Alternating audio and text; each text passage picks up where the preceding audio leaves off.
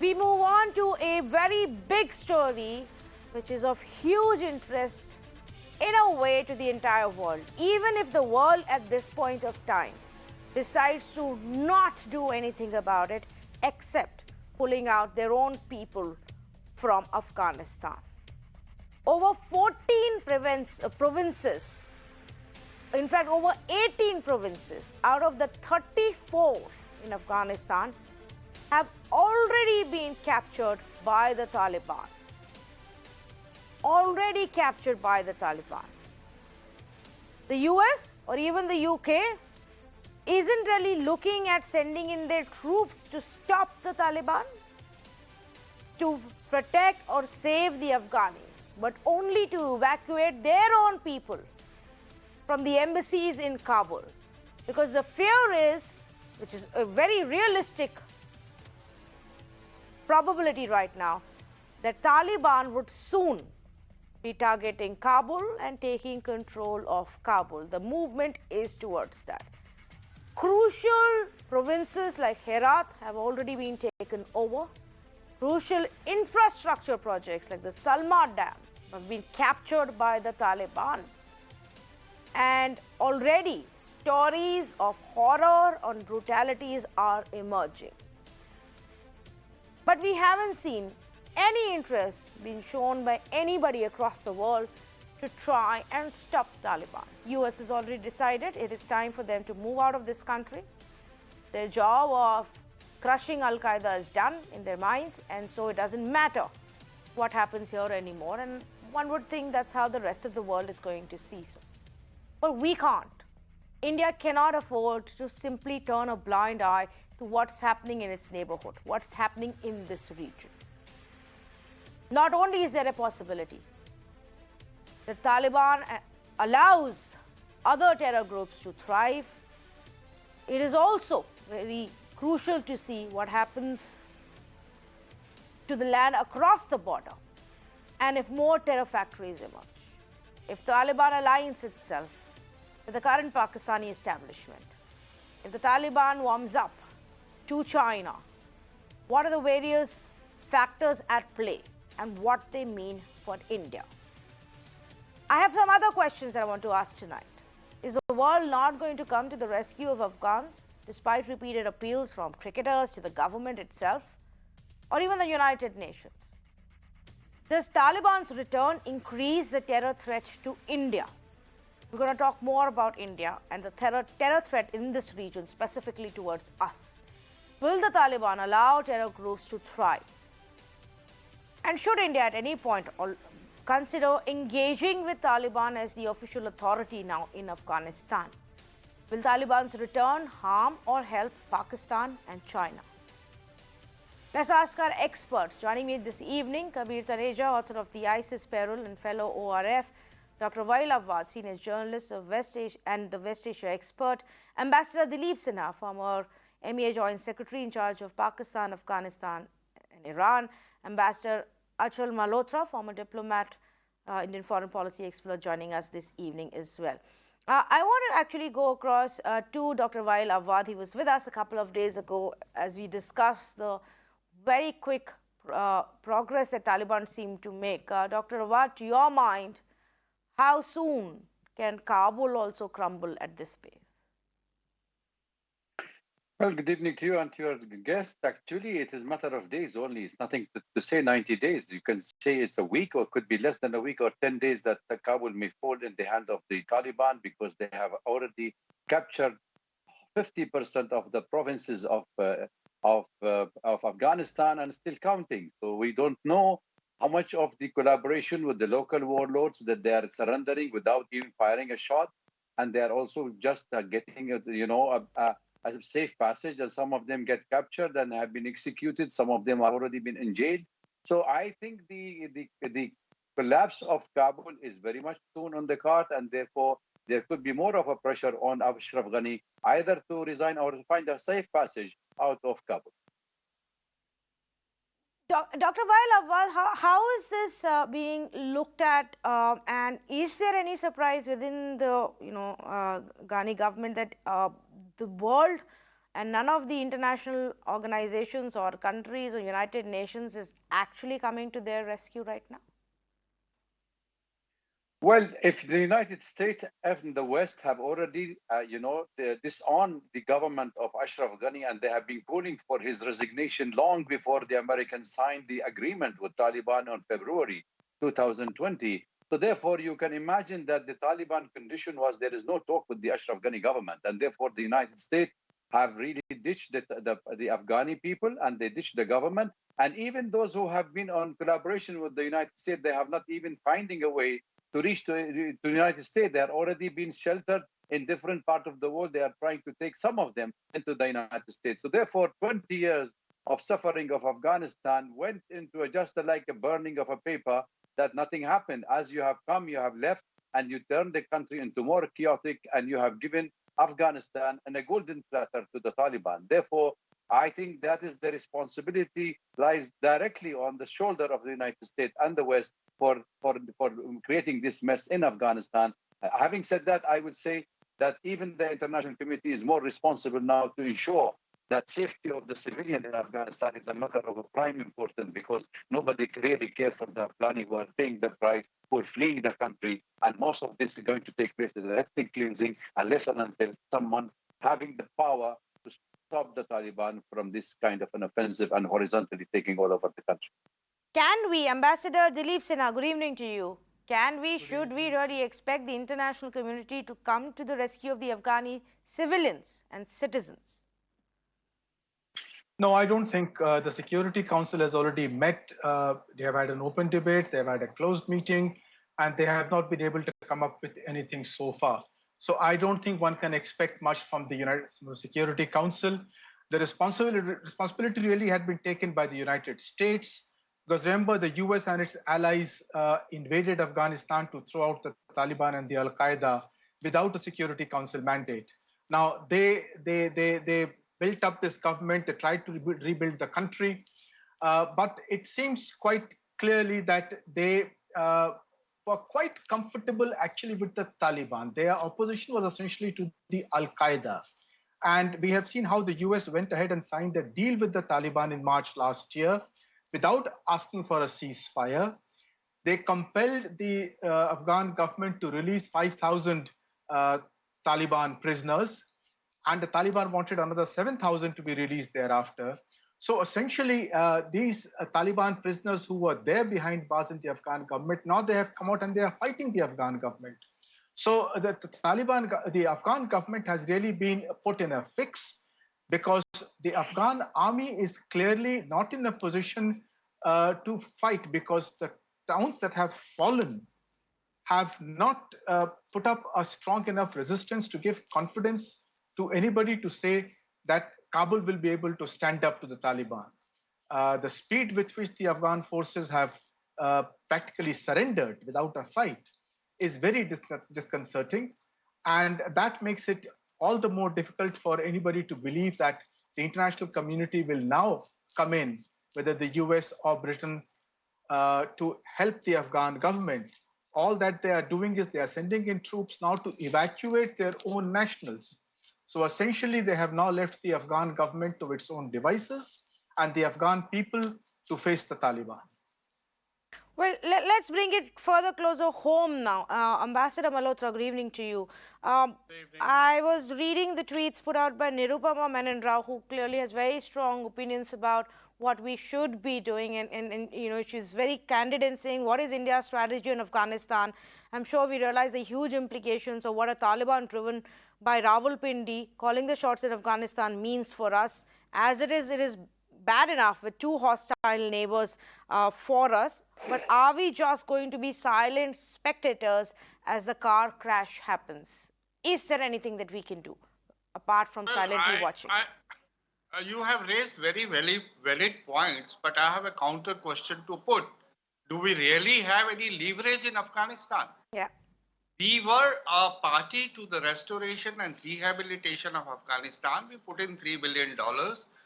We were in the good books of Afghan government. We generated a whole lot, great deal of goodwill for us amongst the local Afghans. There was a sort of survey done when more than 70% Afghans had spoken in favor of India over the other countries.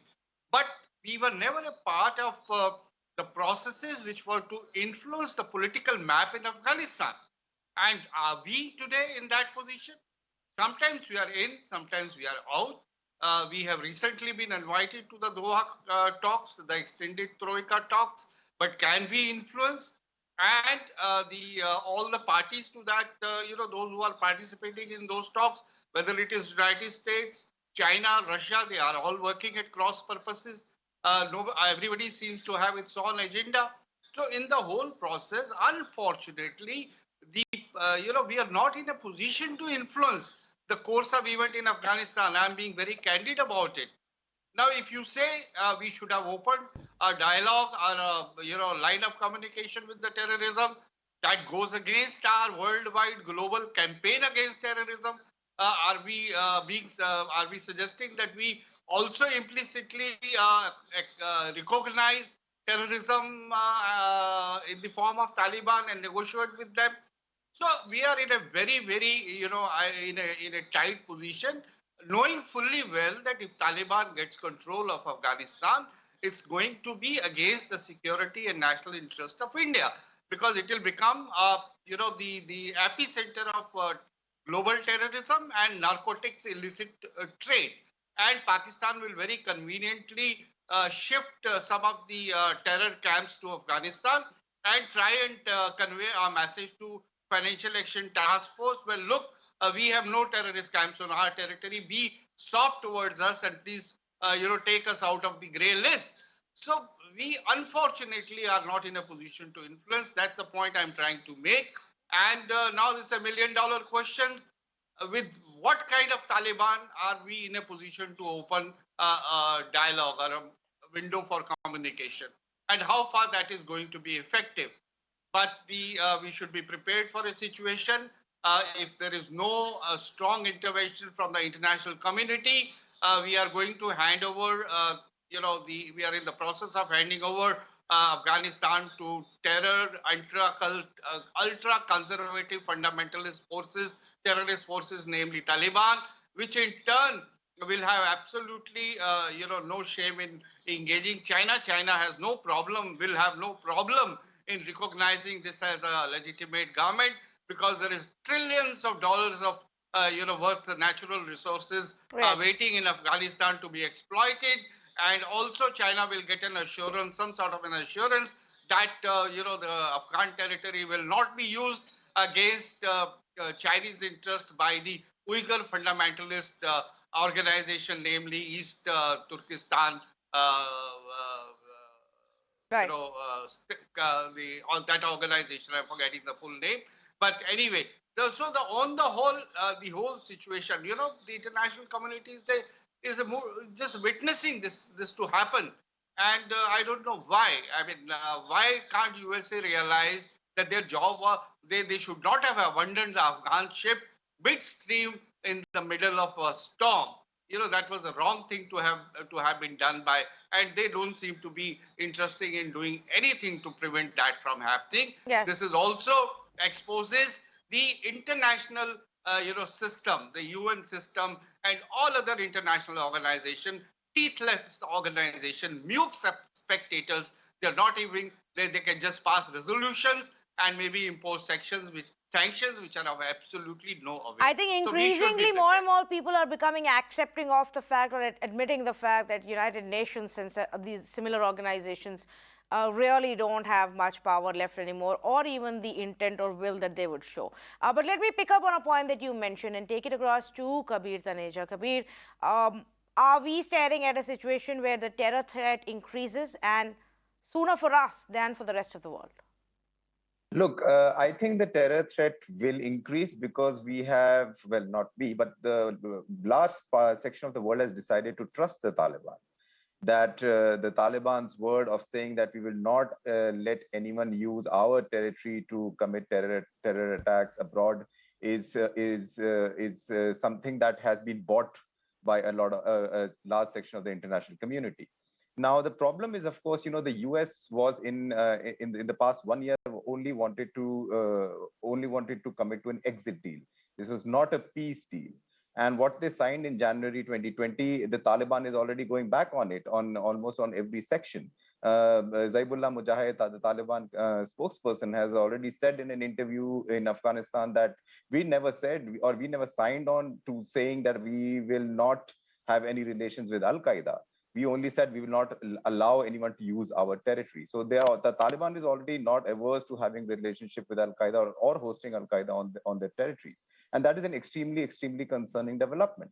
They are going back on the January 2020 deal because it was such a weak deal that it allowed the Taliban to step back and go back while it was gaining territory at an unprecedented pace in Afghanistan. In the past 5 days, they have taken 17 cities and towns.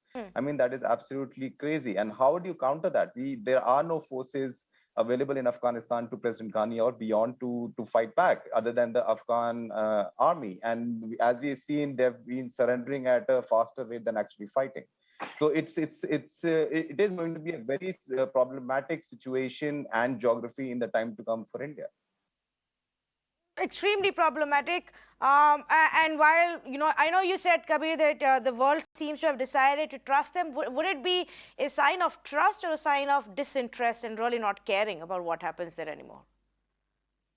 No, it was trust, because the trust was based on their own interest of exiting. Right. So they had to trust the Taliban. Right. And whatever happens beyond that was as we have heard from the White House and the spokespersons, is now Afghanistan's issue. Yeah. It's very easy to say that, right? Considering clearly the capacity building that has taken place over the past 10, 15, 20 years in Afghanistan has materialized into absolute nothing but dust. Well, okay, so let me take this question then to Dr. Awad. Dr. Awad, would that be a smart thing to do, to just trust Taliban with a region like Afghanistan, so rich in natural resources? The reason, all kinds of powers have always eyed control over Afghanistan is because of those natural resources and the amount of money that it brings along. Now it gets in the hands of terrorists or drug cartels. How is that good news for anybody?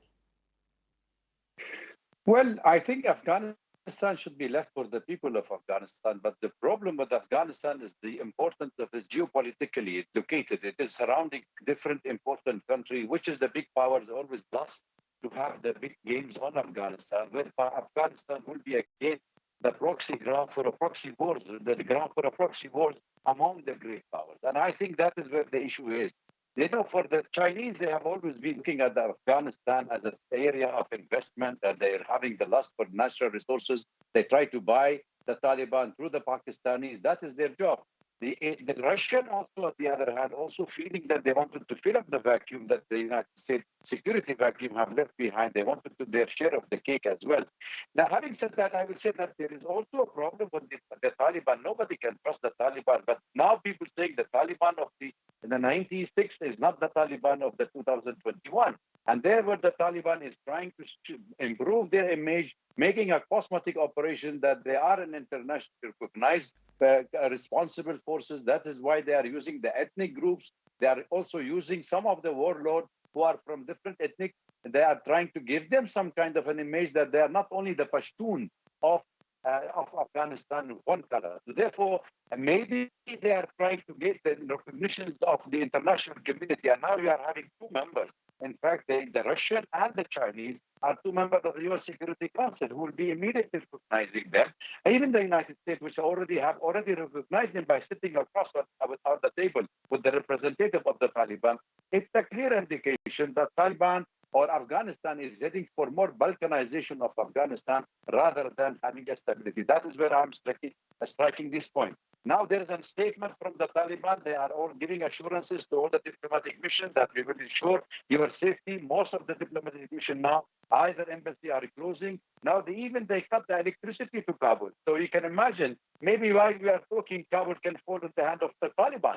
So therefore, why so much of things happening all of a sudden? I think there is a question mark has to be asked here whether the Taliban, who is supporting the Taliban to take power? Is it the regional powers or is it the United States? I think we have to wait and watch and see what will be the outcome of the Taliban. I don't think the world can change its own skin.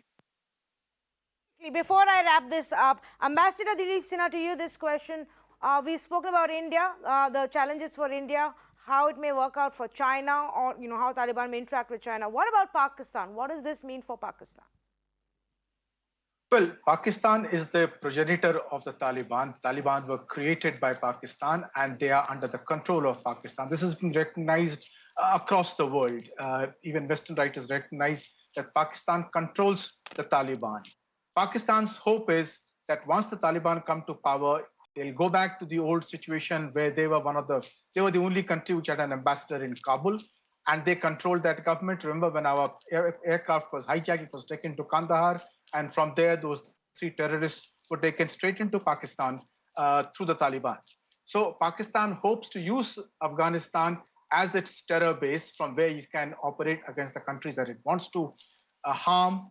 And there are fears, of course, some right-thinking Pakistanis believe that there'll be a backlash against Pakistan, but Pakistan is quite prepared to take that as it is.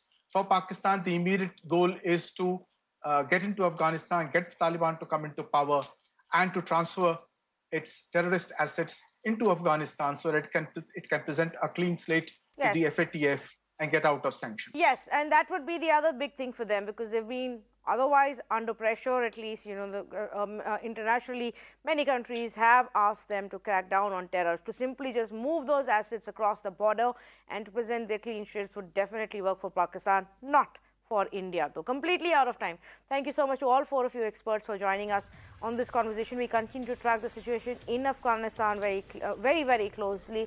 There was a US intel report that emerged which said that Kabul may fall in 90 days, but any expert will tell you now, looking at the way Taliban is progressing, that perhaps it may not even take more than a week. That's how quickly Talibani forces have taken charge various provinces, with really the Afghani government or the security forces having absolutely no chance in putting up even a brave front. Completely out of time. Thank you so much for joining us on this conversation.